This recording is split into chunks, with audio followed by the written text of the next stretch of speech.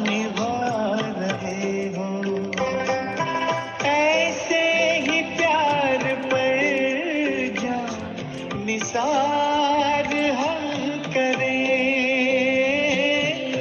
किन शब्दों में आपका धन्यवाद करें। दिन रात की ये सेवा हम याद करें, किन शब्दों में आपका धन्यवाद करें।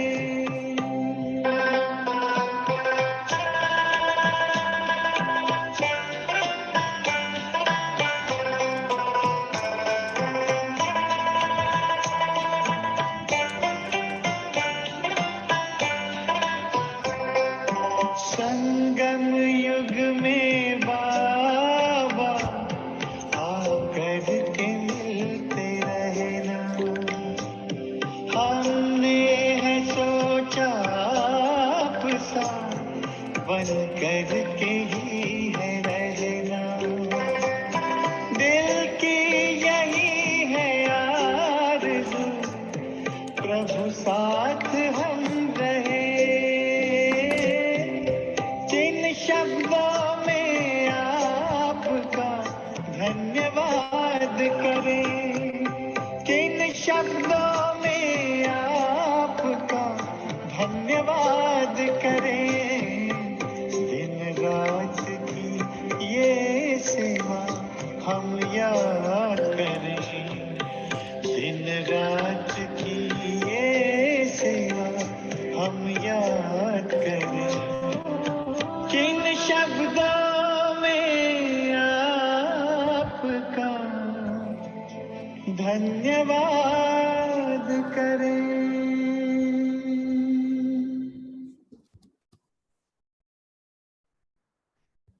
Om Shanti.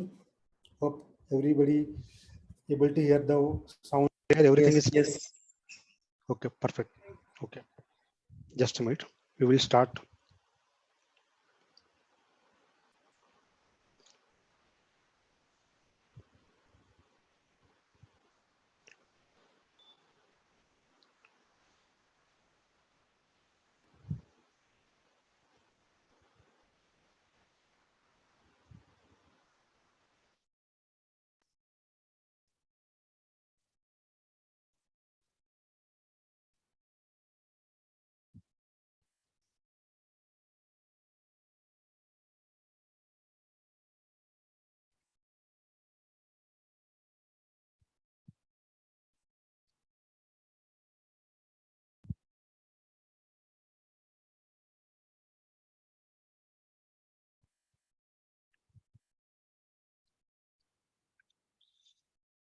Om Shanti to all of you. Just let me. Om Shanti. Om Shanti.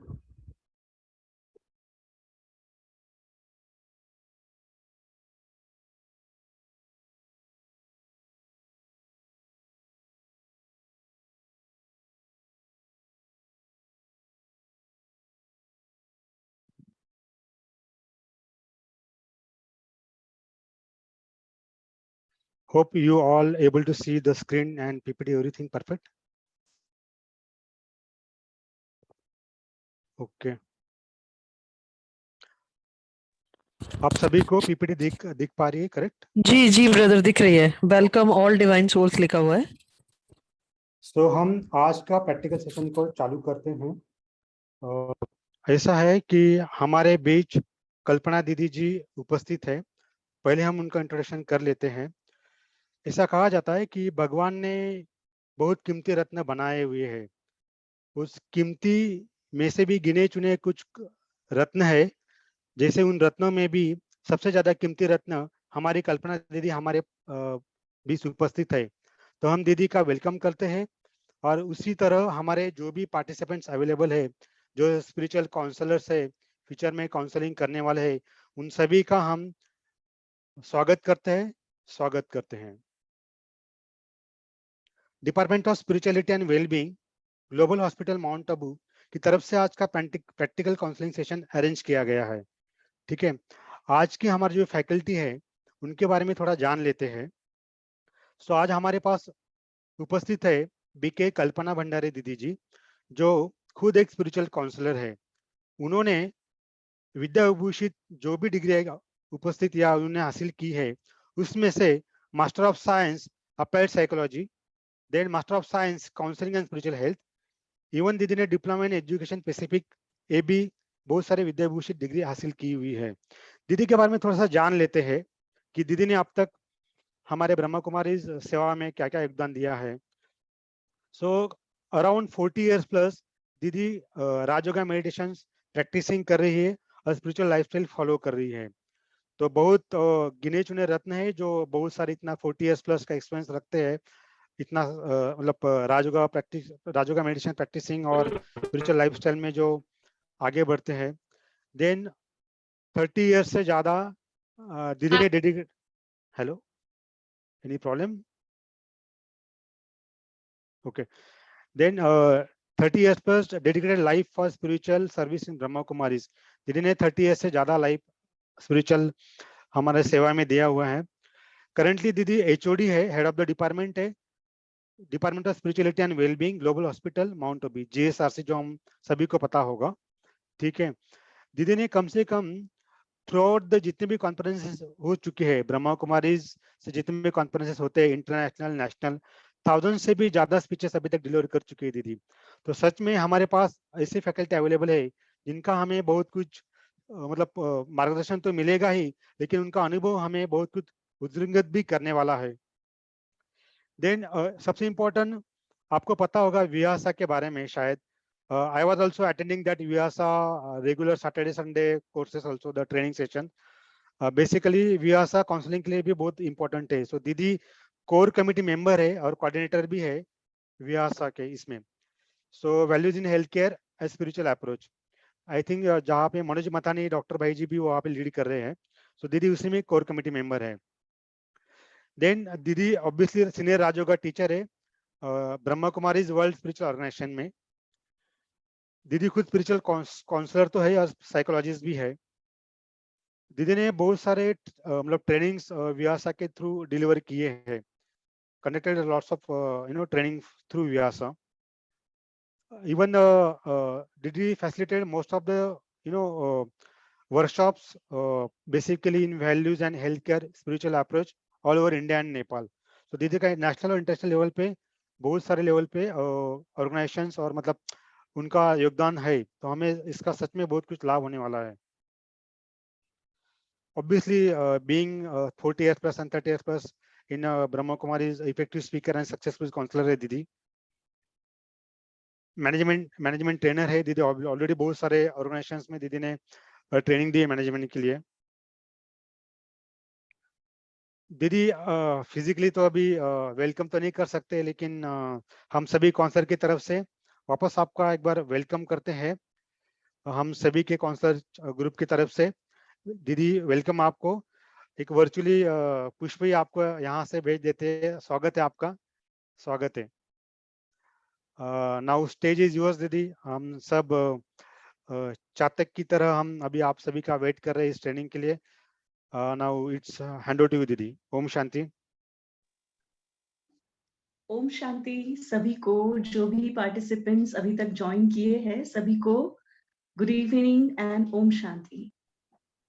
So it is very nice to meet all of you from different parts of India, and I don't know from which places you're joining into this meeting.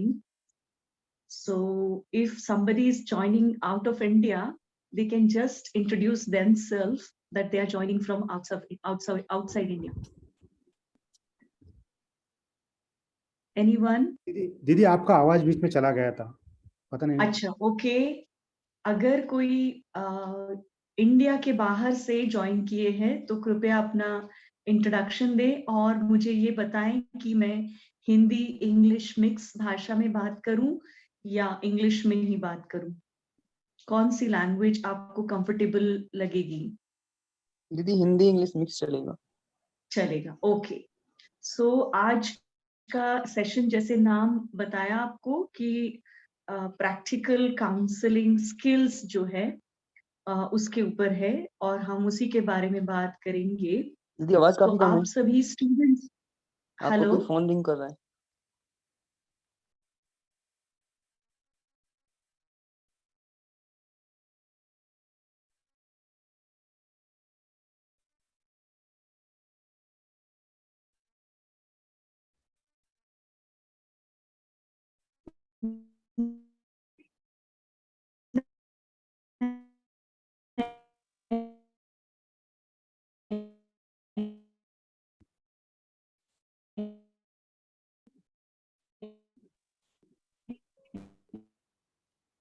Yogesh भाई आप लोग सुन पा रहे हैं? मेरे को तो आवाज नहीं आ रहा है। नहीं, दीदी की तरफ से कुछ प्रॉब्लम दिख रहा है इंटरनेट मेरी का। आवाज बिल्कुल ठीक है। मैं दीदी आपका हेलो, इंटरनेट। हेलो दीदी।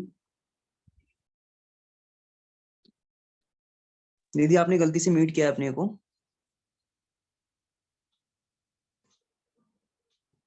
मेरी आवाज आ रही है?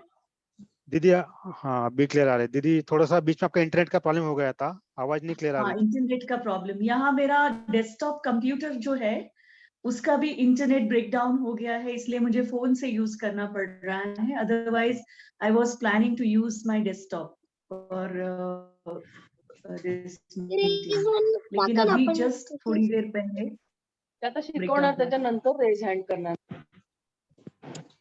योगेश पार्टिसिपेंट्स भाई प्लीज सबको आप, म्यूट कर दें एक बार हाँ अभी के लिए। प्लीज, पार्टिसिपेंट्स थोड़ा सा आप अपना कोणाचं? स्पीकर म्यूट करेंगे, स्पीकर म्यूट करेंगे प्लीज। ओके, चलो, तो आज जो प्रैक्टिकल काउंसलिंग स्किल्स के बारे में हम डिस्कस करने वाले हैं, तो आज के दिन सबसे पहले जो काउंसलिंग के टाइम पर 8 स्टेजेस है काउंसलिंग की, क्या आप में से कोई बता सकता है कि कौन सी 8 स्टेजेस जनरली हम फॉलो करते हैं काउंसलिंग के लिए? सो अगर ये पॉसिबल नहीं है हर एक को किसी को जवाब देना, तो मैं शुरू करती हूँ कि कौन सी 8 स्टेजेस में कोई भी इंडिविजुअल क्लाइंट आपके पास आता है तो उसको किस तरह से हमें 8 स्टेजेस में ले जाना है काउंसलिंग को, और काउंसलर कैसे उसको फॉलो करे। तो सबसे पहले जब आपके पास कोई भी क्लाइंट आता है तो हम उसे वेलकम करते हैं स्माइल के साथ, उनको कंफर्टेबल सिटिंग ऑफर करते हैं, एंड देन सबसे पहला स्टेप होता है, वो होता है केस हिस्ट्री का। जो केस हिस्ट्री हमें हेल्प करती है to find out case registration is genuine और नॉट। व्यक्ति जेन्युइनली आपके पास आया है, जिसको सचमुच जरूरत है, या ऐसे ही आया है, ये जानने के लिए केस हिस्ट्री हेल्प करती है। जब व्यक्ति आपके पेशेंट और understand the importance of all the stages, उसी समय हमें उनको 8 ही स्टेजेस के बारे में बताना है कि हम कैसे कैसे काउंसलिंग सेशन को प्रोग्रेस करेंगे, जिसके कारण उनको उन 8 ही स्टेप्स का इम्पोर्टेंस पता चले। तो पहली स्टेज है काउंसलिंग की, वो है केस हिस्ट्री। दूसरी स्टेज है काउंसलिंग की psychological assessment, pre psychological assessment on stress, depression और irrational thinking, anger, such issues. हम हिस्ट्री के दौरान असेस करते हैं कि काउंसली या क्लाइंट किस तरह के साइकोलॉजिकल इश्यू से गुजर रहा है, whether it is stress, depression, irrational thinking, anger, addiction. So identifying or assessing psychological assessment that can be through a psychological test also we can assess, or through the history taking session we can assess the दीदी patient's sorry, problem. दीदी जी। Sorry to interrupt you, आप कुछ share कर रहे हैं क्या दीदी, क्योंकि बीच में कुछ। शेयरिंग एक्चुअली मेरे फोन से कैसे करना है मुझे पता नहीं है। अच्छा ओके ओके, क्योंकि बीच बीच मेरे में कंप्यूटर में तो मैंने रेडी करके रखा था कि मैं शेयर करूंगी, लेकिन मेरे कंप्यूटर का इंटरनेट ब्रेकडाउन हो गया है। Okay okay, no problem, because sharing आप जब शेयर करें तो कुछ राजहंस वाला आ रहा है, लेकिन आगे पीपीटी नहीं दिख रही। आई डोंट नहीं, नो। पीपीटी मैं शेयर नहीं कर रही हूँ, कुछ अच्छा भी ओके शेयर ओके नहीं कर रही हूँ। Okay okay, got it, no problem. Okay दीदी कंटिन्यू, भाई सॉरी। जो किसी मैं और कुछ का आ भी रहा है, शेयर दीदी नहीं को कर आप रही एक बार वो कर दें। नहीं, मैं पिन वो कर कर दिया दें। दीदी को, ऑलरेडी पिन कर दिया है, जी। दीदी को पिन करके रखा है मैंने, ताकि हाँ। ओके दीदी sorry, So continue. first stage is case history. Second stage is psychological assessment, pre-psychological assessment on stress, depression, irrational thinking, anger, or addiction. Third stage is diagnosis, counseling therapy plan, preparing counseling therapy plan for stages 4, 5, and 6. अब diagnosis करने का जो काम है वो generally doctors करते हैं and clinical psychologist करते हैं। स्पिरिचुअल काउंसलर्स जो केवल एमएससी साइकोलॉजी किया है या MSc counselling and spiritual health किया है, they are not eligible to diagnose the problem, to name tag the problem of the counselling. That is कभी कभी हम डॉक्टर्स लिख देते हैं ये ओसीडी के पेशेंट है, या फिर ये बाइपोलर है, या स्किज़ोफ्रेनिक है, या फिर किसी प्रकार का टाइटल स्पिरिचुअल काउंसलर्स देने के लिए एलिजिबल नहीं है। इसीलिए डायग्नोसिस प्रोसेस में जनरली डॉक्टर्स इस प्रोसेस में इन्वॉल्व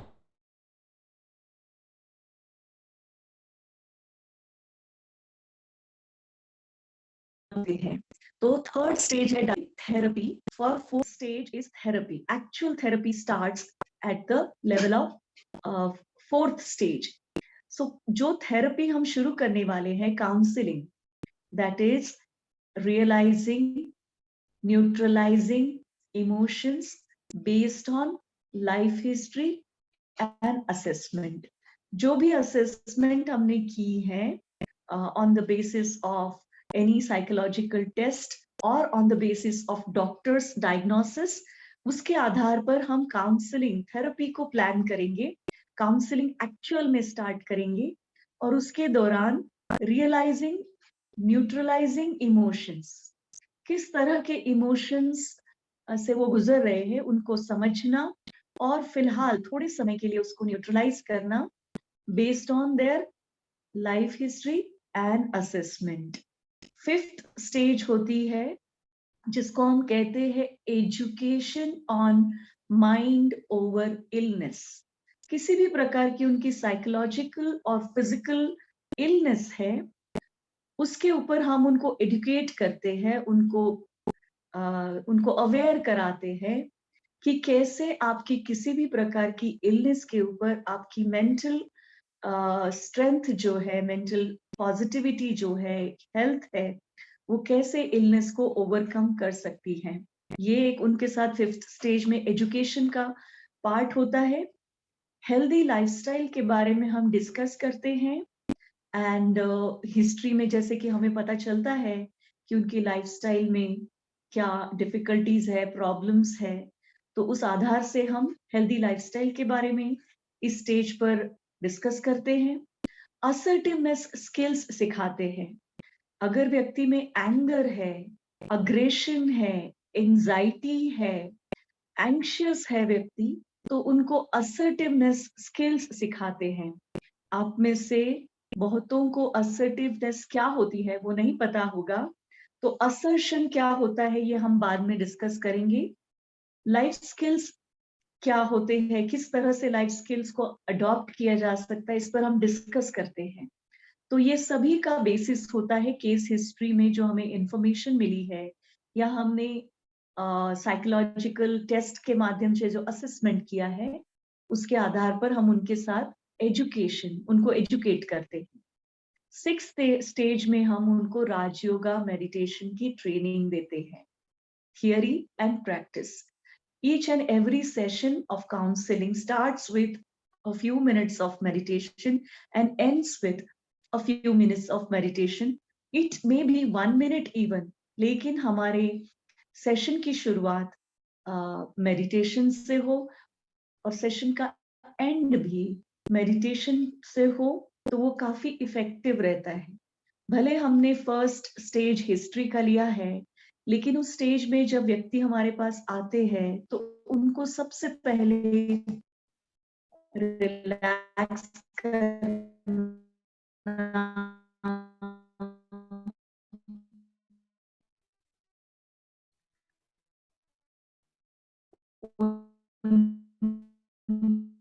उनके साथ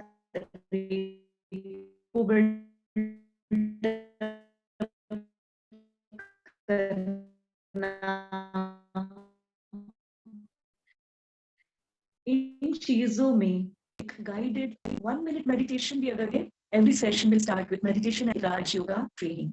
7 post psychological assessment, diagnose किया healthy lifestyle and then Raj Yoga meditation को assessment हम करते हैं उनकी कि कहाँ तक उन्होंने इन चीजों को अडॉप्ट किया। तो वो असेसमेंट एक छोटा सा क्वेश्चनियर से भी हो सकती है, छोटे छोटे क्वेश्चंस पूछ सकते हैं आप उनको कि आपने क्या इम्प्रूव किया, कितना आपने अपनी लाइफस्टाइल में चेंज किया, अपना थिंकिंग पैटर्न कैसा चेंज किया। तो छोटा सा क्वेश्चनियर आप रेडी कर सकते हैं पोस्ट असेसमेंट के लिए। And then 8th stage of counseling is follow up with daily checking chart and repetition of above 7 stages. तो 8 stages में follow up कैसे करेंगे? आप 8 स्टेज में उनको कोई होमवर्क दे सकते हैं और जो भी होमवर्क आपने हर दिन दिया है उसका आप चेकिंग कर सकते हैं कि कुछ चार्ट्स है। Okay, please keep okay. So question answer session हम रखेंगे, उस समय आप अपनी बात को रख सकते हैं। फिलहाल मैं शॉर्ट में कंप्लीट करती हूँ ताकि हमें क्वेश्चन आंसर के लिए अधिक टाइम मिले।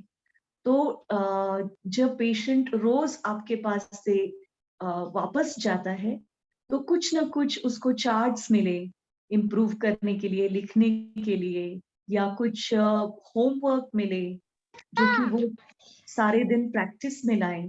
तो इस तरह से हम डेली उनको कुछ ना कुछ देंगे। तो 8 स्टेज में हम फॉलो अप कैसे करेंगे? 8 स्टेज आते आते क्लाइंट आपके पास कम से कम 5 से 6 बार आ चुका होता है। ऐसे समय पर जब उसका डिपार्चर होता है या काउंसलिंग सेशन को हम फिलहाल के लिए क्लोज करते हैं, तो हम उनको नेक्स्ट टाइम आते समय किस तरह की प्रिपरेशन करके आना है,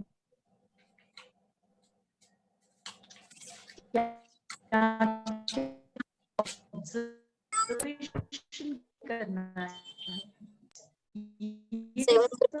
फॉलोअप में बताते हैं। और हम कैसे कांटेक्ट करें अगर पेशेंट को बीच में ही कोई तकलीफ हुई या कोई प्रॉब्लम आई या कुछ पूछना है, तो काउंसलर से वो कैसे कांटेक्ट कर सकता है, इस चीज की प्रिपरेशन करके अपना स्पीकर म्यूट करें। स्टेजेस को डिस्कस किया, आज मैं आपको नहीं चल रहा है, मैं फिर से रिपीट करती हूँ। उनसे क्वेश्चनियर्स के माध्यम से उनकी पूरी जानकारी लेते हैं, प्रेजेंट इलनेस की और पास्ट उनके जो पास्ट लाइफ है उसकी और उनके डेली रूटीन की और उनके थॉट पैटर्न की, ये सारी जानकारी केस हिस्ट्री में ली जाती है। पहला stage. Second stage psychological assessment, pre-psychological assessment on stress, depression, irrational thinking, anger, anxiety और addiction. Stage में diagnosis होता है और counseling therapy plan को हम decide करते हैं for the 4, 5 and 6 stages. Please आप अपना speaker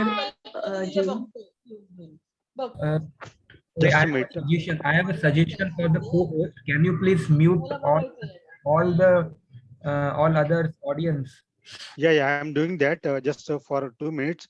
There is just 1 minute का pause लीजिए, मैं सबको यही कर रहा हूँ. Just a minute. You can even disable the participants to unmute. Yeah, I'm doing that, but still it's not happening actually. That's the problem. Just wait. You just do mute all. Mute all. Yeah, wait. Yeah. People don't understand, you know. काय सोडतच नाहीये.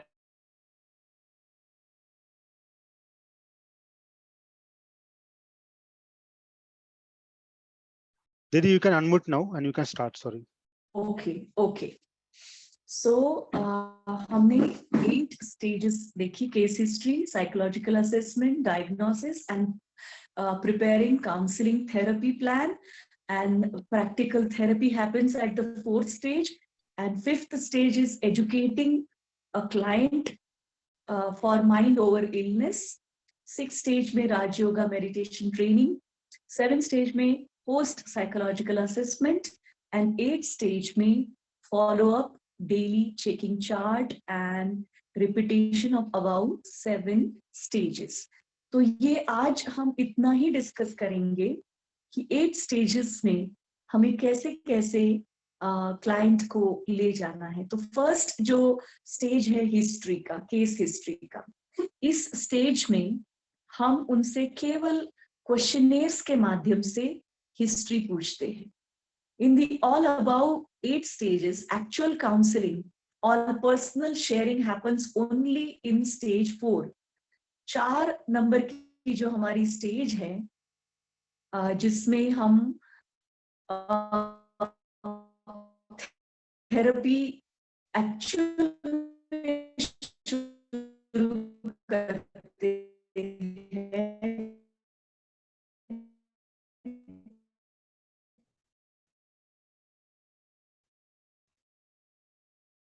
उस stage में counselling actual में शुरू होती है. तो उस स्टेज 1 में जब ऑनलाइन कभी कभी क्या है, तो हम केस हिस्ट्री ऑनलाइन या काउंसलर एक बिगिनर के द्वारा केस हिस्ट्री को फिलअप करा के भी ले सकते हैं. इस स्टेज पर, फर्स्ट स्टेज पर जब हम हिस्ट्री लेते हैं, किसी भी प्रकार का इमोशनल शेयरिंग नहीं होता है. ये बात ध्यान देने योग्य है कि हिस्ट्री का जो टाइम होता है उस समय हम किसी भी प्रकार के इमोशनल एस्पेक्ट को टच नहीं करेंगे, जस्ट उनसे इंफॉर्मेशन लेते जाएंगे. फर्स्ट स्टेज में counsellor never speaks but only the patient gives more information based on standard question.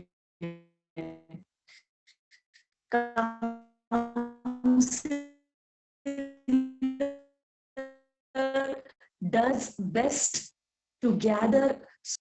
So यहाँ पर फर्स्ट स्टेज में हमें बिल्कुल भी बात नहीं करना, इंफॉर्मेशन गैदर करनी है. यहाँ पर ना हमें कोई एडवाइस करना है उन्हें, ना उन्हें कोई गाइडेंस देना है. जस्ट जो आपके पास क्वेश्चन रेडी है उसके बेसिस पर इंफॉर्मेशन गैदर करना है. सेकेंड स्टेज में भी काउंसलर कुछ ज्यादा बात नहीं करते हैं, क्लाइंट से ही ज्यादा से ज्यादा इंफॉर्मेशन कलेक्ट करने की कोशिश करते हैं, या फिर स्टैंडर्डाइज जो इन्वेंटरीज है जो अवेलेबल है stress, depression, anxiety, self esteem, anger या एडिक्शन के लिए, उनको उनसे भरवाते हैं ताकि उनका प्रॉपर असेसमेंट किया जाए. तो actual assessment of stage 2 is done only in stage 3 bye experts. तो जब स्टेज 3 तक हम उनको ले जाते हैं तो एक एक्सपर्ट काउंसलर होना काफी जरूरी होता है. All the 6 stages except 4 prepares the client before and after counseling. History के टाइम भी और आगे की 2-3 स्टेजेस में भी आप अपने क्लाइंट को प्रिपेयर कर रहे होते हो 8 स्टेजेस से गुजरने के लिए. केस हिस्ट्री जो है एक बार हमने फिलअप करके ली तो 3 स्टेजेस में जब ले जाते हैं हम उन्हें, तब कोई नया काउंसलर भी उसको ले सकता है क्योंकि आपके पास रिटर्न केस हिस्ट्री है उनकी. तो कभी कभी क्या होता है कि केस हिस्ट्री लेने वाले लोग अलग होते हैं और प्रैक्टिकली काउंसलिंग देने वाले लोग अलग होते हैं. तो वो दो अलग अलग लोग भी कभी कभी हो सकते हैं अवेलेबिलिटी के अनुसार। स्टेज 3 पर experts, senior counselors or therapists will decide counseling treatment techniques like CBT, behavior therapy, hypnotherapy, psychoanalysis, association test, EMDR, psychotherapy or skills development classes, etc. ये सारी चीजें एक स्टेज पर, थर्ड स्टेज पर हम उनके साथ शुरू करते हैं। Now information from stage 1, 2 and 3 will be given to stage 4 counsellor और थेरेपिस्ट को दे देनी चाहिए।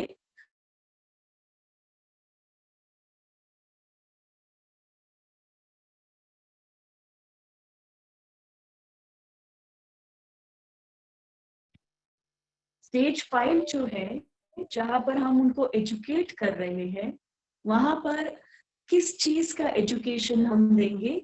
तो सबसे पहले हेल्दी लाइफस्टाइल के लिए कि मॉर्निंग रूटीन क्या होना चाहिए, कैसे फिक्स टाइम पर उठना और फिक्स टाइम पर सोना कितना इम्पोर्टेंट है, रात की नींद। कोई भी साइकोलॉजिकल इलनेस या फिजिकल इलनेस वाला पेशेंट या क्लाइंट आपके पास आता है तो सबसे ज्यादा जो हम कहते हैं 4 pillars of the healthy lifestyle, वो है कि क्लाइंट की नींद के बारे में हमें अच्छी तरह से इंफॉर्मेशन होनी चाहिए कि उनका स्लीप पैटर्न क्या है। अक्सर देखा जाता है कि 99% जो क्लाइंट आपके पास आते हैं प्रॉब्लम लेकर, वो स्लीप डिप्राइवेशन के शिकार होते हैं। नींद उनकी डिस्टर्ब्ड लंबे समय से होने की वजह से भी कई बार उनको साइकोलॉजिकल प्रॉब्लम्स को फेस करना पड़ता है या फिजिकल इलनेस भी होती है। तो नींद के बारे में जानकारी ले और एजुकेशन के दौरान उनको स्लीप, रात की नींद का इम्पोर्टेंस क्या है, उसके बारे में हम उनको अच्छी तरह से एक्सप्लेन करें।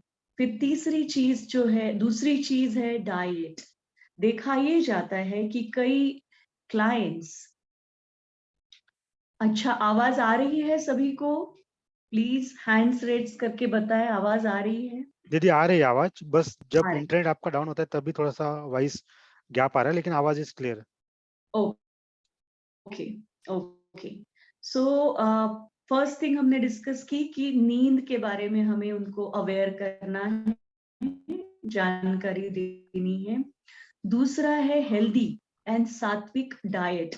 भले दीदी आपका क्लाइंट वेज हो, नॉन वेज हो, कैसा भी। जी दीदी एक सजेशन है, जी, अगर बैंडविड्थ का प्रॉब्लम होगा तो आप वीडियो थोड़े टाइम के लिए बंद कर दीजिए। बंद कर देती हाँ, ताकि फिर आपको बैंडविड्थ अच्छा मिलेगा। वीडियो बंद कर दीजिए, खाली ऑडियो पर ही। ओके। सो चाहे वो किसी भी प्रकार का डाइट फॉलो करता हो, हमें उन्हें सात्विक, बीइंग स्पिरिचुअल काउंसलर, हमें उसको सात्विक और हेल्दी डाइट का अवेयरनेस देना है। कई बार ये देखा जाता है कि क्लाइंट जो है हेल्थ कॉन्शियस तो होता है, परंतु डाइट के बारे में उनको पूरी अवेयरनेस नहीं होती है। तो वो अवेयरनेस, पानी का इम्पोर्टेंस, पानी की कमी की वजह से भी कई बार क्लाइंट जो हमारे पास आते हैं वो प्रॉब्लम को फेस करते हैं, जैसे कि कॉन्स्टिपेशन है। ज्यादातर देखा गया है कि बहुत सारे क्लाइंट में जो साइकोलॉजिकल इलनेस, वो भी जिस भी प्रकार की वो फेस कर रहे हैं, उसमें बहुत बड़ा हाथ कॉन्स्टिपेशन का या इरिटेबल बाउल सिंड्रोम का होता है। इरिटेबल बाउल सिंड्रोम जनरली है, एंजाइटी है, स्ट्रेस ज्यादा है, ऐसे पेशेंट्स में या तो कॉन्स्टिपेशन या इरिटेशन, इसकी वजह से भी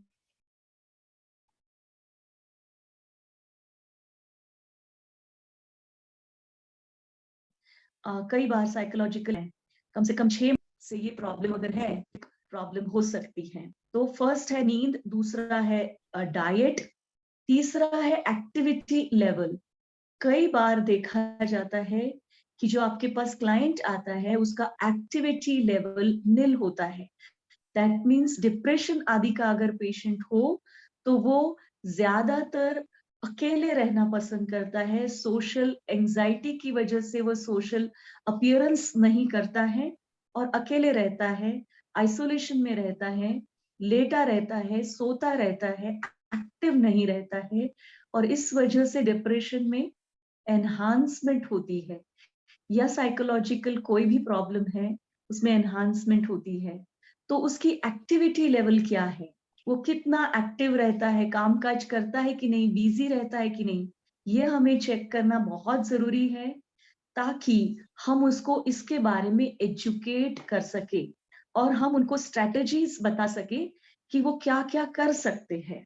कई बार कुछ छोटे छोटे काम जैसे प्लांटेशन है, या फिर कुकिंग है, या फिर नया लैंग्वेज सीखना है या म्यूजिक सीखना है, जैसे छोटी छोटी एक्टिविटीज में इन्वॉल्व होने से भी जो स्ट्रेस लेवल है उसे कम किया जा सकता है। तो हम एजुकेशन वाले इस 5th स्टेज में उनको बिजी अगर नहीं हो तो आपकी प्रॉब्लम और ज्यादा बढ़ सकती है। तो sleep, diet and activity level, वो फिर एक्सरसाइज भी हो सकती है, जिम अगर वो करते हैं या प्राणायाम करते हैं तो उनको काफी उससे मदद मिलती है। ये 3 चीजें तो इम्पोर्टेंट है ही, लेकिन चौथी सबसे ज्यादा इम्पोर्टेंट चीज है वो है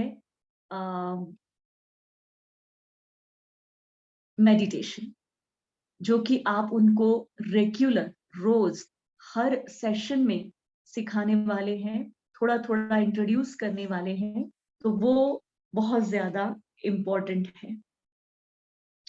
जो 6th स्टेज है राजयोगा मेडिटेशन का, 7 डेज कोर्स, आप हिस्ट्री के हिसाब से आप व्यक्ति को जानने लगते हैं, उनका मेडिटेशन में या फिर स्पिरिचुअल नॉलेज में कितना इंटरेस्ट है, इसको देखकर आप अपने कोर्स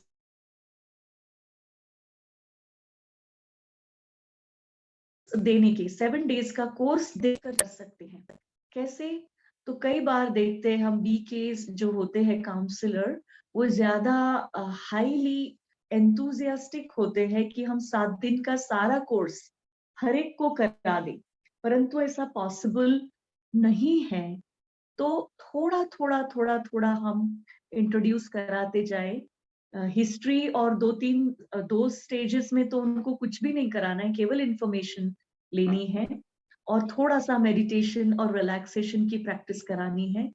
तो जरूरी नहीं है कि हम 7 डेज का कोर्स उनको काउंसलिंग के दौरान ही कराएं, नहीं, लेकिन व्यक्ति को देखकर, उसके इंटरेस्ट को देखकर या असेस करके उनको 7 डेज कोर्स कई बार ना भी देना, क्योंकि कभी कभी लोग इंटरेस्टेड नहीं होते हैं स्पिरिचुअल नॉलेज सुनने के लिए, और जब वो स्ट्रेस और डिप्रेशन होते हैं तब तो ज्यादातर उनको स्पिरिचुअल नॉलेज सुनने की इच्छा नहीं होती है।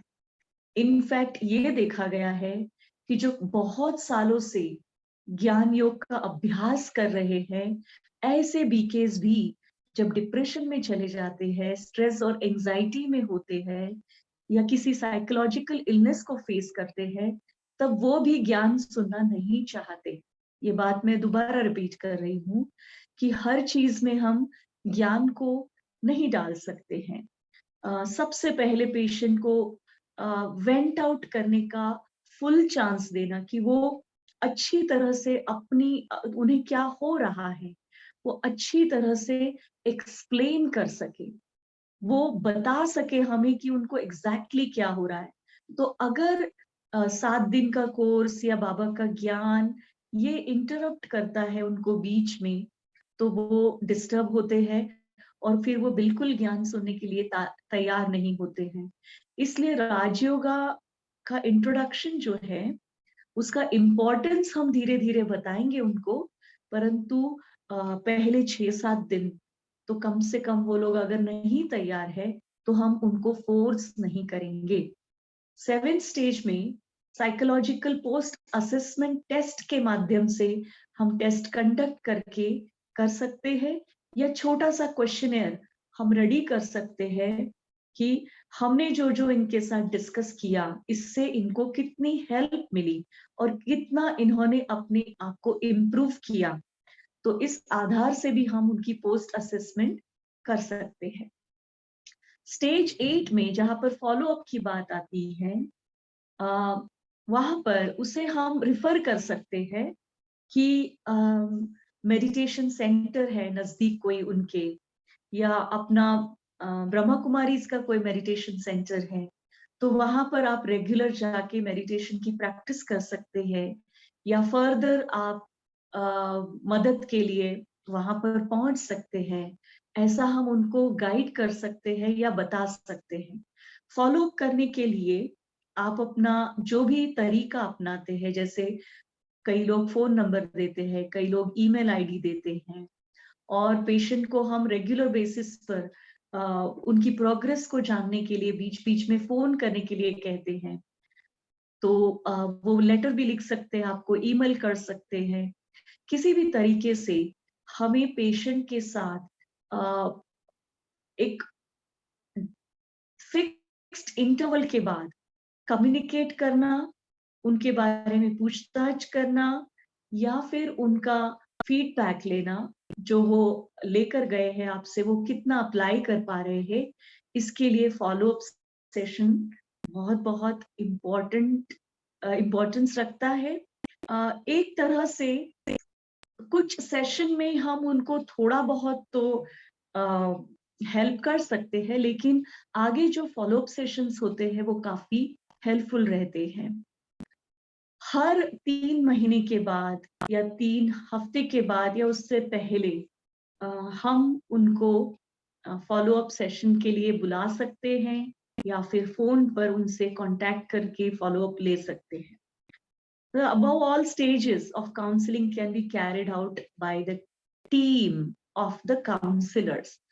अक्सर ये देखा जाता है कि कोई एक व्यक्ति हर चीज अगर हैंडल करता है तो वो इफेक्टिवली नहीं होती है। इसलिए अगर आपके पास काउंसलर की टीम है तो 8 ही स्टेजेस को कंडक्ट करने के लिए, कैरी आउट करने के लिए 3 से 6 काउंसलर्स, और इसमें मेडिकल डॉक्टर भी इंक्लूड हो सकता है, वो मिलकर डिस्कस कर थेरेपी प्लान बनाकर डायग्नोस करके पेशेंट को हेल्प कर सकते हैं। और ये सारे सेशन 5 से 7 दिनों में कंडक्ट किए जाते हैं।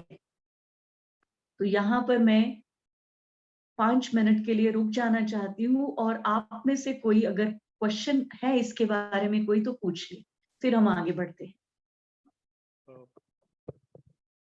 Please raise your hands so I will unmute accordingly. Okay. Okay.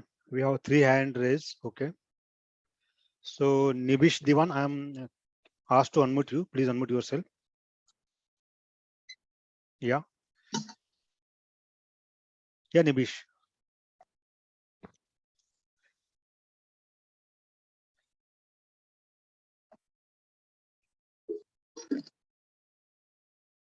Okay. Next, I think Lina Sachadeva. I asked to unmute you. Please unmute on your screen.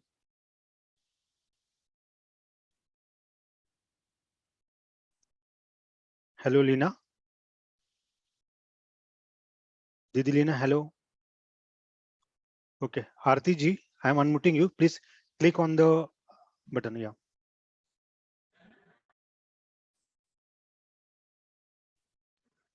Yeah, good. Yeah. Om Shanti दीदी। ओम शांति। दीदी दरअसल आपने जो तीसरी स्टेज बताई diagnosis की, तो फिर उसमें क्या करना है, मुझे वो थोड़ा कंफ्यूज हुआ। देखिए, आप एक स्पिरिचुअल काउंसलर है और एक ऑथोराइज्ड पर्सन नहीं है जो किसी की भी साइकोलॉजिकल बीमारी को डायग्नोस कर सके। तो डायग्नोसिस का जो काम होता है वो साइकेट्रिस्ट करते हैं या क्लिनिकल साइकोलॉजिस्ट करते हैं, तो हमें वो काम नहीं करना है। इनफैक्ट हमें बार बार उस जो बीमारी आइडेंटिफाई हुई है उनकी, उसका उल्लेख भी अपने कन्वर्सेशन में बार बार नहीं करना है, ताकि क्योंकि जब आता है आपके पास काउंसलिंग के लिए तो डॉक्टर उसे टैग करता है कि ये आपकी बीमारी है और इसके लिए मेडिसिन चल रहा है आपको। तो जब पेशेंट आता है तो पहले से गूगल सर्च करके आता है कि ये बीमारी क्या है, इसके सिम्टम्स क्या है, तो उसके दिमाग में वही सब चल रहे होते हैं। और हम भी अगर उस बीमारी का नाम बार बार बोलते हैं या डायग्नोसिस के बारे में डिस्कस करते हैं कि आपकी ये बीमारी है, तो वो ज्यादा पक्की हो जाती है उनके दिमाग में, बजाय कि वो थेरेपी में कोऑपरेट करे। इसलिए डायग्नोसिस का काम हमारा नहीं है। हम किसी भी व्यक्ति को हम समझेंगे कि हाँ इनकी ये बीमारी है, जानेंगे, लेकिन हम उसको टैग नहीं देंगे। हम अथॉरिटी नहीं है टैग देने के लिए, ठीक है ना? समझा? हाँ दीदी। और दीदी केस हिस्ट्री में हम लेते हैं तो न्यूरो पेशेंट, साइको पेशेंट, तो वो अगर वो हमको नहीं बता पा रहा है कि उसकी हिस्ट्री बराबर, तो ही हम उसको फिर उसी वक्त आइडेंटिफाई कर सकते हैं कि न्यूरो हाँ है जी, कि साइको साइको पेशेंट है या न्यूरो पेशेंट है। बिल्कुल। थैंक यू सो मच दीदी, मुझे आपके सेशन बहुत अच्छे लगते हैं। मैं हमेशा सुनती हूँ। Thank okay you. आरती दीदी आप म्यूट कर लीजिए। अर्चना दीदी, Archana Pokharel, you can unmute yourself. I given you the access. या Thank you, ma'am, for nice presentation. Actually, I have registered my mail, but मेरा Zoom link नहीं आया, इसीलिए I joined late. So can you just एक नाम सिर्फ 8 stage का आप एक बार हमको बोल सकते हैं? Just what are the repeat stages? करें? रिपीट करें? Yeah, because I couldn't get the mail. I mean Zoom link earlier, so I missed earlier class. देखिए, आप सभी का ईमेल आईडी हमारे पास है। हम आप सभी को 8 स्टेजेस को मेल कर देंगे। फिर भी मैं रिपीट करती हूँ। First stage is case history, second stage is psychological pre assessment, third stage is diagnostic and deciding a therapy plan, fourth stage is practical therapy, execution of therapy plan, fifth stage is education on mind over illness, sixth stage is Raj Yoga training, seventh stage is psychological assessment post, and eighth stage is follow up. Okay, ma'am. Thank you. Yeah, Dr. Sapna Gupta. Yeah, please go ahead.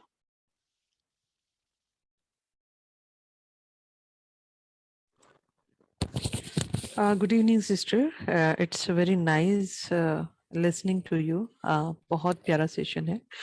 But I want to know, like, if I am a doctor, so I'm authorized to diagnose a disease or whatever. I mean, आपने कहा जो unprofessional, मतलब जिन्होंने केवल degree और diploma counselling में लिया है, but I'm a medical practitioner, so मेरे लिए तो authorized होगा ना?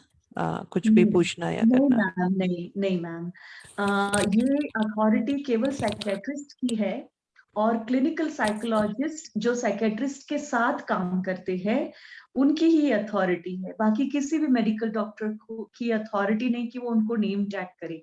This becomes then legal issue in psychiatry. Okay? Okay.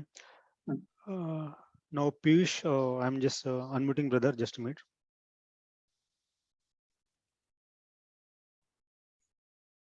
Yeah, Piyush bhai, good. Piyush Lalchandani, you just Thank unmute you, yours. sir. Thank you, sir. Om Shanti. Didi, I was just going through the entire 8 points, and as you started with the case history, and you told us about that we have to prepare certain questionnaires or certain ways we have to make the client come out with whatever the problems that he's having. And then we have to go for the pre-psychological assessment or cases like stress, depression, anger, anxiety. So how will we understand, I mean, after having that particular case history, the first step, and then we move towards the second step of pre-psychological assessment. So what would be the way where we will be able to identify that particular problem with the client? If you're a student of counseling and spiritual health of education wing of Brahma Kumaris, then you will have that practical book with you, And in that book, they have given the three sections of taking history, like pre-induction, induction, and post-induction session. And they have given the proper questionnaires in it. कि क्या क्या प्रश्न आप पूछ सकते हैं, ये वहां पर प्रॉपरली दिया गया है. तो उसी को हम फॉलो करेंगे. हाँ जी, उसी को फॉलो करना है. उसी को फॉलो करना है. ठीक है, thank you so much. Okay, Naveen Sharma ji, आप पूछिए ब्रदर.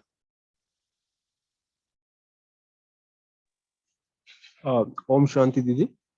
ओम शांति. दीदी मेरा जो सबसे एक ही क्वेश्चन है, which is I think this is the basic question, कि we are spiritual counselors. हमारा जितना भी उनको दीदी काउंसलिंग होगा, जो भी एडवाइस होगा, that will be based on the ज्ञान of बाबा. हाँ, hello, my voice is going to you? या क्लियर सर. हमारे जैसे मान लीजिए उसको कुछ चिंता है, उसको कुछ वरी है, तो हमारे को तो बाबा ने बताया है कि बाबा जो भी चिंताएं हैं, जो भी आपको परेशानी है, मेरे को दे दो, ठीक है ना. तो हमारे पास तो उसी तरह का एडवाइस है, उसी तरह की गाइडेंस है. इस लाइकवाइज मेडिटेशन ऑल्सो.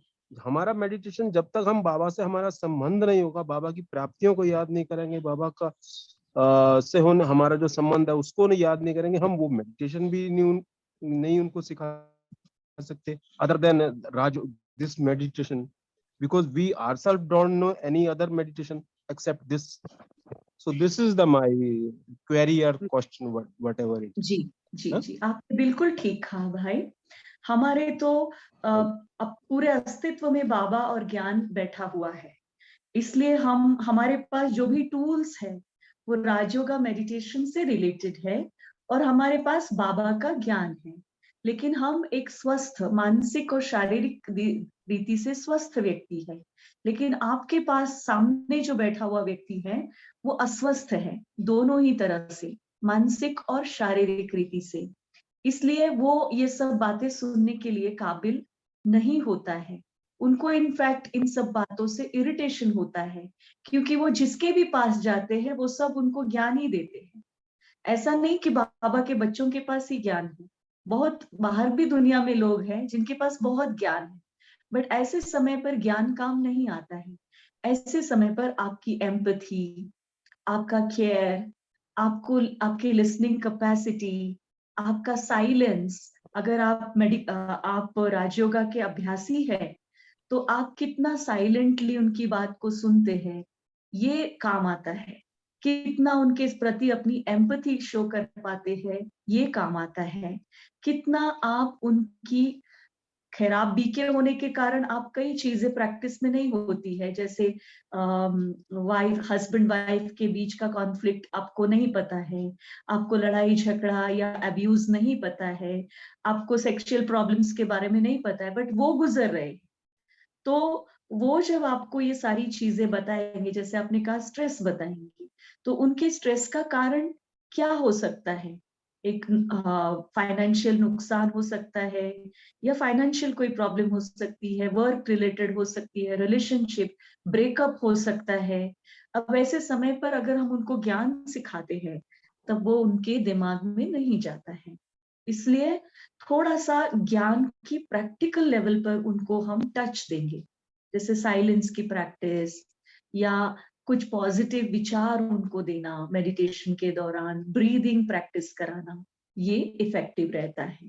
तब वो आपके आगे की बातें सुनने के लिए उनकी धरनी तैयार होती है, फिर आप ज्ञान दे सकते हैं उनको. ओके, नेक्स्ट बीके जुटन, आप पूछ सकते हैं, मैं आपको अनम्यूट कर रहा हूँ. ये जुटन भाई जी. हाँ, ओम शांति दीदी. मुझे पूछना था, जो स्टेज 4, 5, 6 में दिया जाता है, मतलब थेरापी प्लानिंग. हाँ जी. तो हाँ, इस विषय में थोड़ा डिटेल्स में सुनना चाहता हूँ. हाँ जरूर, हम नेक्स्ट का भी सेशन में सुनेंगे. वैसे मैंने थोड़ा टच तो किया है. 4 जो थेरेपी है, आपने अपने पढ़ाई में सीखा होगा CBT क्या है, और अलग अलग जो थेरेपीज हम डिसाइड करते हैं जैसे काउंसलिंग के दौरान इमोशंस को कैसे रिलीज करना है, या फिर अलग अलग प्रकार की टेक्निक्स जो है साइकोलॉजिकल, उसको कैसे यूज करना है, ये हमने अपने पढ़ाई में सीखा है। अब उसके बारे में थोड़ा सा आप पढ़ेंगे तो आपको नॉलेज आएंगी, और फिर जब प्रैक्टिकली आप उसे यूज करेंगे तो आप अपनी थेरेपीज को रिफाइन कर सकते हैं। ठीक है, तो अभी तो हमें डिस्कस करना इतना ज्यादा थोड़े टाइम में पॉसिबल नहीं है। ओके, हम अभी आगे बढ़ते हैं। बाकी एंड ऑफ द सेशन हम कर लेंगे, कुछ क्वेश्चन आंसर है तो। दीदी आप कंटिन्यू कर लीजिए आगे। हाँ जी, तो अब मैं सबके सामने एक केस रखना चाहती हूँ। एक सिंपल केस है, उस केस को हम कैसे हैंडल करेंगे ये मैं आपको पूछना चाहती हूँ। तो केस है, मेरे पास एक XYZ नाम की व्यक्ति है, जिसकी उम्र, वो फीमेल है, जिनकी उम्र 75 साल है और वो फॉरेनर है। 75 साल की एक फीमेल फॉरेनर है। वो आज उन्होंने, कल रात को उन्होंने एक सपना देखा, और उस सपने में उन्होंने देखा कि वो एक युद्ध के मैदान में है, जहां चारों ओर लड़ाइयां चल रही हैं, खून की नदियां बह रही, जैसे बाबा कहते हैं ना, वैसे नदियां बह रही हैं। और वो उस वॉर फील्ड में अपने पोते का हाथ पकड़कर यहाँ वहां भाग रही है बचने के लिए। ये उनका सपना है, और कई बार उनको बहुत डर लगता है, वो बहुत घबराई हुई है, लेकिन वो अपने छोटे से ग्रैंडसन को डरने से बचाने के लिए वो उसको बहुत अच्छा गाना सुनाती है और उसके साथ डांस करती है और उसको खुश करती है, उसका माइंड डाइवर्ट करने के लिए। चारों तरफ युद्ध चल रहा है, खून की नदियां बह रही हैं, और ये पोता और उनकी दादी दोनों डांस कर रहे हैं और उससे बचने की कोशिश कर रहे हैं। अब ये ड्रीम, जब उन्होंने बहुत डांस किया, ड्रीम पूरा हो गया, सुबह वो उठी, तब उसके चेस्ट में पेन हो रहा था, उसके हाथ पांव बहुत दर्द कर रहे थे और बहुत ज्यादा पेन था उसको। तो बताइए इस केस को कैसे हैंडल किया जाए, कौन बताएगा?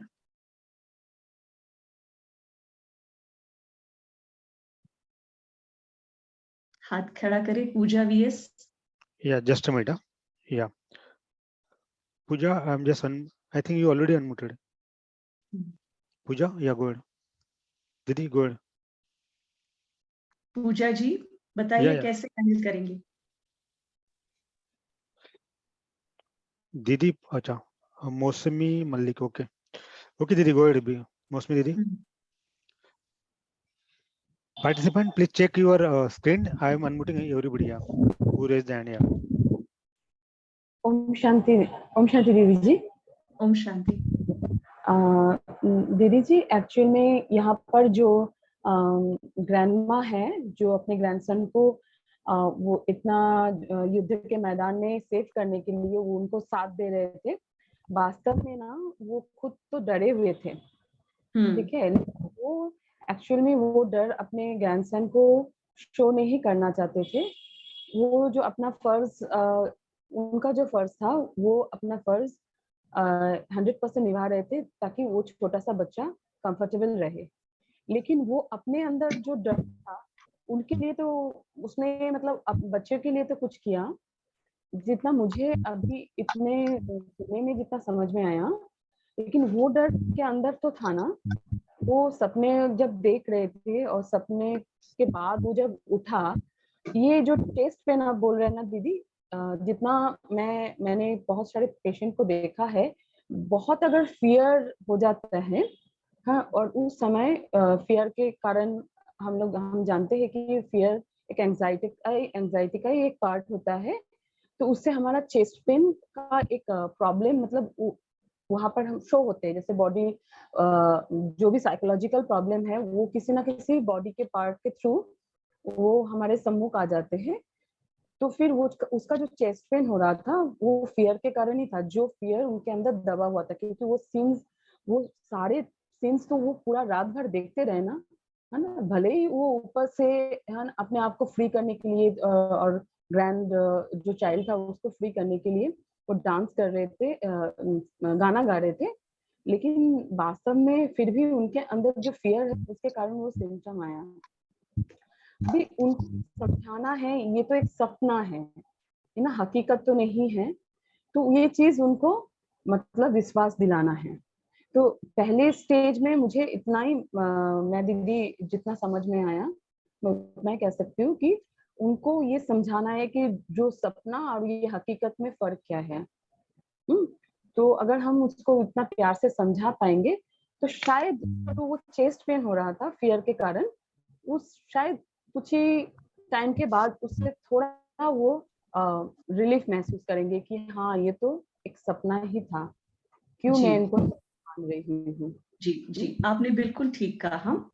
इसमें थोड़ा सा मॉडिफिकेशन इस तरह से है कि वो जी जी जी, आपने बिल्कुल सही कहा, आपने सही पहचाना कि उनका वो फियर था, रात भर वो नाइटमेयर उनको होता रहा और सुबह उठने के बाद उनके हाथ पैर दर्द करने लगे क्योंकि रात भर वो डांस कर रही थी अपने पोते के साथ।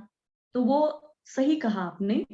दूसरा दिन सारा दिन उनके दिमाग में वो सीन्स आते रहे, लेकिन जब वो हमारे पास आए तो हमने कहा कि आप पहले हाथ पैर के दर्द के लिए, चेस्ट पेन के लिए डॉक्टर के पास जाइए, फिजिशियन के पास, और अपना चेकअप करा के आ जाइए। तो उन्होंने चेकअप कराया। चेकअप कराने के बाद सारे रिपोर्ट्स नॉर्मल आए। डॉक्टर ने उनको थोड़ा सा मेडिसिन दिया, पेन किलर टाइप, और कहा कि अब आप काउंसलर के पास जा सकते हैं। जब वो हमारे पास आए तब हमने उनके सारा ड्रीम अच्छी तरह से डिटेल में सुना कि क्या क्या हुआ, कैसे कैसे हुआ, कैसे उन्होंने डांस किया, क्या क्या दिख रहा था उनको, एंड दूसरी भी बहुत सारी बातें की ड्रीम्स के बारे में कि ड्रीम्स रियलिटी क्या है, मतलब जो एजुकेशन वाला पार्ट है वो डिस्कस किया।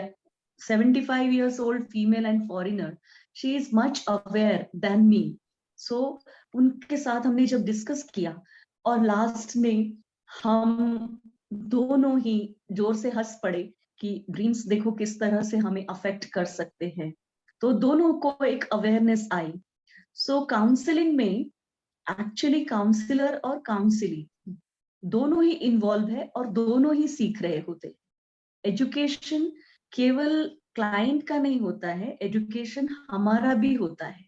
तो हम दोनों ने ये डिसाइड किया, हमने सीखा कि ड्रीम्स हमें किस तरह से इफेक्ट कर सकते हैं और ड्रीम्स को कैसे भुलाया जा सकता है और ड्रीम्स की क्या रियलिटी है। ये सब कुछ डिस्कस करने के बाद उनका पेन जो है, चेस्ट पेन और बॉडी पेन, लगभग गायब हो चुका था।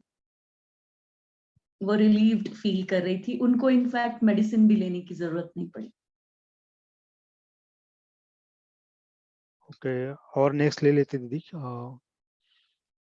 अभी 6 बज गए हैं, तो क्या आगे लेना है? 7 बज गए हैं। हाँ नहीं ठीक है दीदी, आप अगर बोलेंगे तो हम क्वेश्चन आंसर ले आप लेंगे लास्ट बताइए, में। मेरे पास तो केसेस है, अगर लोग चाहते हैं तो हम डिस्कस करें।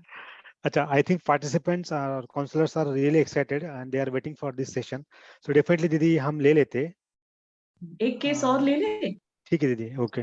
तो इस केस के बारे में किसी को और एडिशन करना है, क्योंकि हम सबके कलेक्टिव एफर्ट्स के साथ और सबके पास नॉलेज है, एक्सपीरियंस है, तो कोई और इसमें ऐड करना चाहता है इस केस में? अच्छा, let me unmute Bharti दीदी। I'm just unmuting you, just click on okay. Yeah, Bharti दीदी, go ahead. Participants, just check on your screen, you will see the message, you just click on there. Hello, Om Shanti Didi. Yeah, I just wanted to add here, it was not just the fear. We should, I think कि वो डर के वजह से उसके हाथ पैर इसलिए भी दर्द हो रहे थे क्योंकि there was no, because of fear we stop breathing या हमारी breathing कम हो जाती है उस वक्त. Like even if it is a dream, at that stage also, in the dream stage also we tend to, because of fear, contractions of muscle and breathing जैसे कम हो जाती है या oxygen level कम हो जाता है due to fear. This also can be added, I mean, to this case. I just wanted to just put up my point. So that is one of the reason, and because of that oxygen flow or everything that adds up, capillaries or muscle contractions, जो भी होता है fear के कारण जो भी है, just wanted to add this one point. So the breathing, we forget to breathe या low breathing हो जाती है, oxygen level come. Just wanted to add this point. Yeah, that's it. Absolutely, I agree, and I think everybody will be agree with you. बहुत ही अच्छा explanation दिया आपने. हाँ, ये बिल्कुल सही कहा. Okay, thank you. Okay, just a minute. Yeah, Piyush bhai, go ahead. और कोई कहना चाहता है कुछ? Yeah, Piyush bhai, go ahead. जी, दीदी ओम शांति. Just one thing I just wanted to add. I mean, अभी जो point आपने लिखवाया हम लोगों को कि mind over illness, education of mind over illness. So what I saw, this was a clear-cut case of the mind affecting the body. So this was a very, very nice case wherein the mind was involved throughout the night, body was not at all involved, but again the pain and everything that was happening with the body. So this was a clear-cut case of the effect of mind, our thoughts, and what we see in dreams over our body. So I suppose this is again a very good example on this particular part. Yeah, somebody is suggesting that इसमें हम full body relaxation दे सकते हैं और hypnotherapy का भी इस्तेमाल कर सकते हैं. बिल्कुल सही. अगर वो आगे बढ़ती उनको relaxation नहीं होता शेयर करने के बाद भी, तो हम ये स्टेज में उनको ले जाते कि उनको full body relaxation, because she was a meditator and became, she could overcome her threat, or you can say fear, very easily. So हम ले जा सकते थे उनको आगे चल के, but उनको relief मिला उसमें. Thank you. Niti, yeah, go ahead. Om Shanti दीदी एंड एवरीबॉडी. दीदी आपने इसमें बताया कि काउंसलिंग के टाइम पे we should also follow up. सो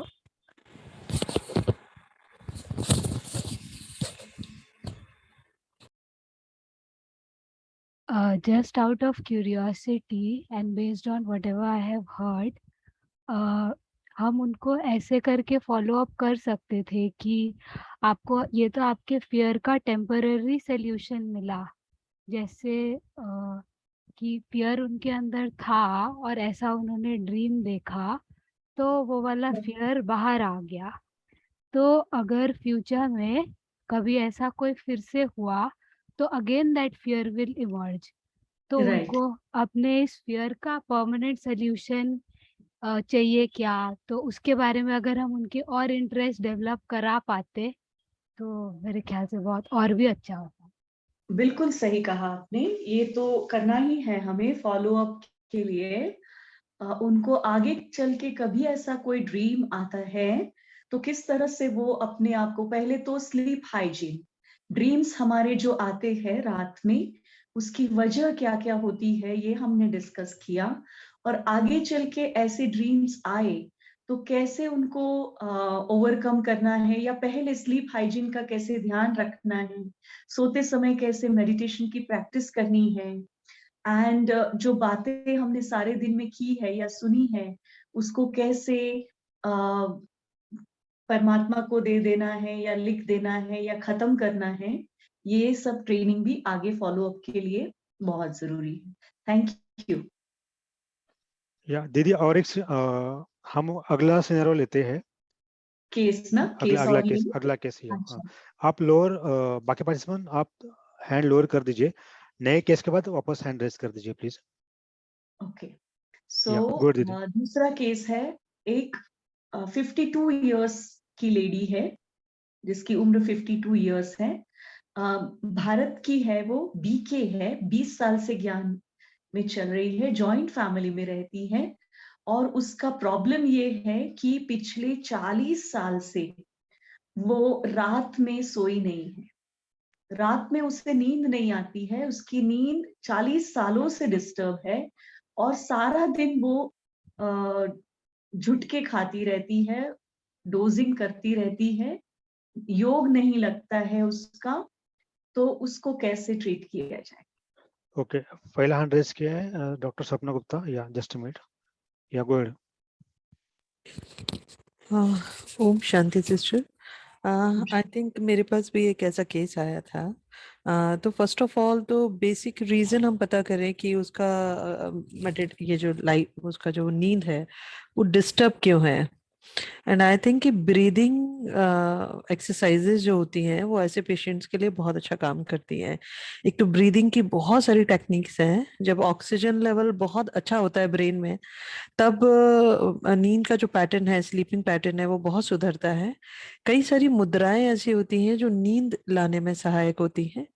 कई सारी मतलब मेरे मेडिकल लाइन में अगर मैं बोलूं तो बहुत सारी चीजें ऐसी हैं दीदी जो हर्ब्स हैं। जैसे फेनल की मैं बात करूं, फेनल सीड्स जो हैं, सौंफ का अगर दूध उबाल के पिया जाए, बहुत जबरदस्त, बहुत अच्छी नींद आती है, sound sleep. So I think कि प्रोग्रेसिव रिलैक्सेशन, विजुअलाइजेशन और बाबा का जो राजयोगा मेडिटेशन है वो, और रात को अगर वो मुरली पढ़े, मैंने देखा है दीदी सबसे लोगों को बोरिंग लगता है किताबें पढ़ना, या बाबा का तो आप सुनेंगे तो ज्ञान सुनते सुनते आप देखेंगे आबू में भी लोग सो जाते हैं। बाबा का ज्ञान सुन रहे हैं, मुरलियां पढ़ रहे हैं तो सो जाते हैं। तो रात को अगर सोने से पहले अगर मुरली पढ़ी जाए, कुछ मुद्राएं की जाए, प्रोग्रेसिव रिलैक्सेशन है, कुछ अच्छा, आजकल तो बहुत डेल्टा हीलिंग वाले म्यूजिक आ रहे हैं, वेव्स आ रही हैं, तो उनका म्यूजिक का काफी जबरदस्त इम्पैक्ट होता है।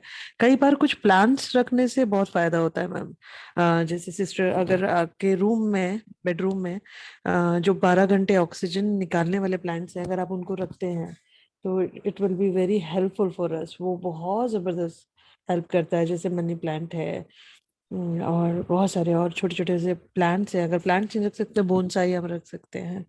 तो they are very good and nice for them। and जो हम सकाश जो पानी और खाने में बाबा की याद से हम जो उसको देकर, दृष्टि देकर जो खाना और पीना करते हैं, उसमें अगर वो सेंटेंस लिख दिया जाए, जैसे आपने देखा होगा जापान में अभी खोज हुई है, जिस पानी पे लव लिख दिया गया उसके वाइब्रेशंस, क्रिस्टल्स अलग हैं, हेट लिख दिया गया वो अलग है।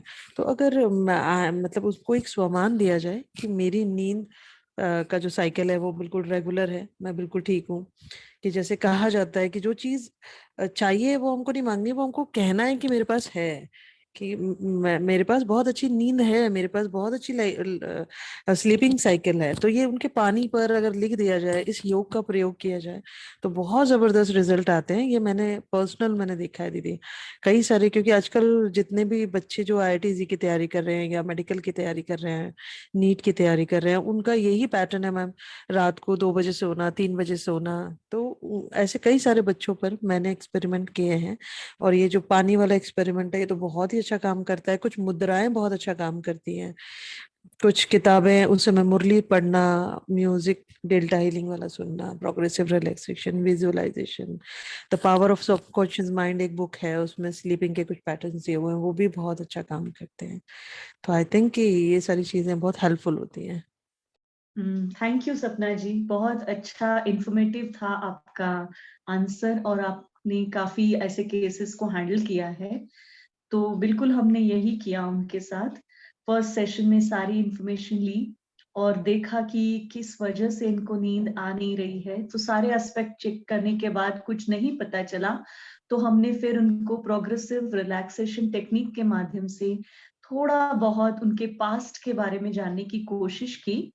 तब पता चला कि उनको बचपन से लेकर बड़े होने तक, शादी के पहले तक, उनके घर में सेक्सुअल अब्यूज उनके ऊपर होता रहा, जो कि वो कह नहीं पाई थी।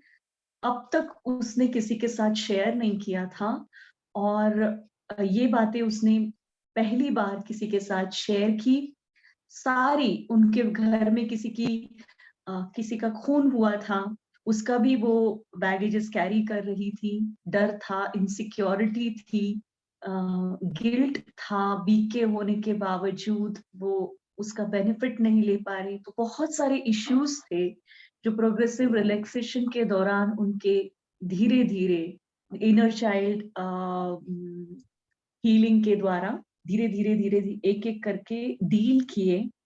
तब जाके पहली बार जब उनका रिलैक्सेशन हो गया तो उस दिन पहली बार वो मधुबन में थी, गहरी नींद रात में सो पाए। तो 2-3 ही सेशन में उनको काफी बेनिफिट मिला। सो थैंक यू, हमने ओवर टाइम कर ले लिया है सबका।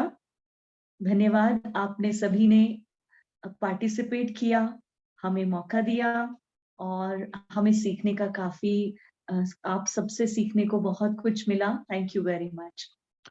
दीदी हम तो चाहते हैं कि आप हमें ट्रेनिंग दे आगे 10-15 दिन सीरियसली, मतलब हम प्रैक्टिकल काउंसलिंग के बारे में सच में जितने भी बाबा के बच्चे ज्वाइन किए हैं सब MSc काउंसलिंग स्पिरिचुअल हेल्थ एपीरियड है या बहुत सारे बच्चे मतलब अपने सब अपना सोल्स कर चुके हैं और सब मतलब एक्चुअली प्रैक्टिकल काउंसलिंग सीखने के लिए बहुत बड़ी उत्साहित है। तो हम आपसे निवेदन यही करेंगे कि आप हमें थोड़ा 10-15 दिन अगर कंटिन्यू सेशन देंगे तो बहुत अच्छा होगा, या फिर आप एज ऑफिशियल कोचिंग भी हमें देंगे तो बहुत अच्छा होगा।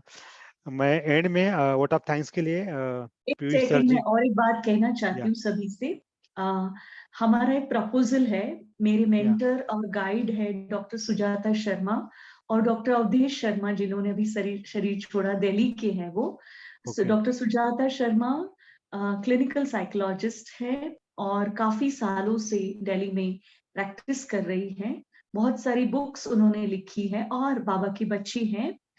तो उन्होंने 2 दिन का ट्रेनिंग प्रोग्राम बनाया है मेंटल हेल्थ अवेयरनेस का, जो काउंसलर्स भी कर सकते हैं और टीचर्स भी कर सकते हैं। तो हम कोशिश करके देखते हैं कि फिजिकली हम सभी मिल पाए और वो 2 दिन का ट्रेनिंग कर पाए उनसे, तो वो हमारे लिए काफी बेनिफिशियल रहेगा।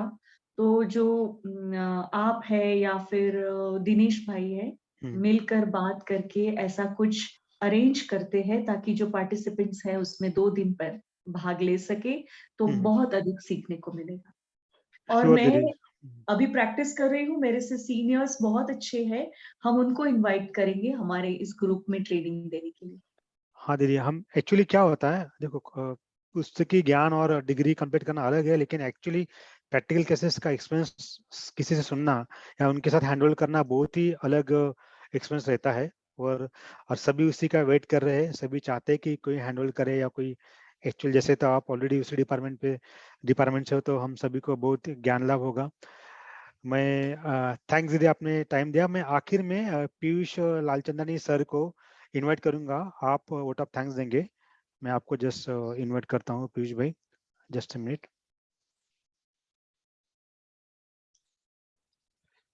भाई जी जस्ट आप हैंड रेस कर दीजिए, क्योंकि पार्टिसिपेंट ज्यादा है तो मैं आपको तुरंत ये कर दूंगा।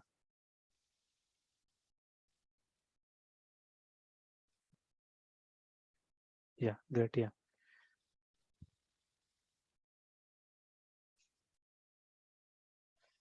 यस पीयूष सर, या गुड।